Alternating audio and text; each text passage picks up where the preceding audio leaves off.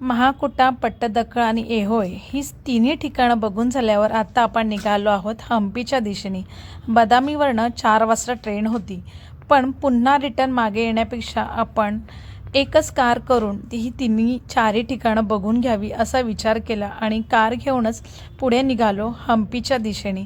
4 तासांचा प्रवास करून आम्ही जवळजवळ 7 वाजता हम्पीला पोहोचलो। हम्पीला पोहोचल्यावर हेमकुटा हिलवर सनसेट बघायचा होता, पण वातावरण ढगाळ आणि पोचायला झालेला उशीर यामुळे आम्ही विरूपाक्ष मंदिराला जाणं पसंत केलं।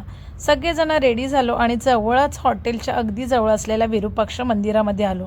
मंदिरामध्ये छान अशा रांगोळ्या काढलेल्या होत्या आणि त्याचप्रमाणे दिवेही लावलेले होते।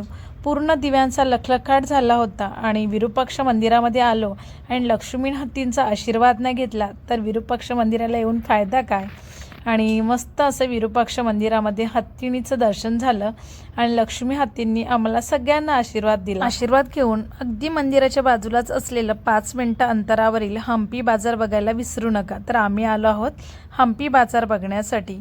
इथे थोडी शॉपिंग करून तिथल्याच हॉटेलला आम्ही जेवण केलं आणि या संदर्भातलं मी डिटेल व्हिडिओ बनवला आहे की हम्पीमध्ये राहायचं कुठे, खायचं बेस्ट ठिकाण कोणतं, कोणत्या ठिकाणांना भेट द्यायची। तर उद्या तो व्हिडिओ येणार आहे, तर तो व्हिडिओसुद्धा तुम्ही नक्की बघा।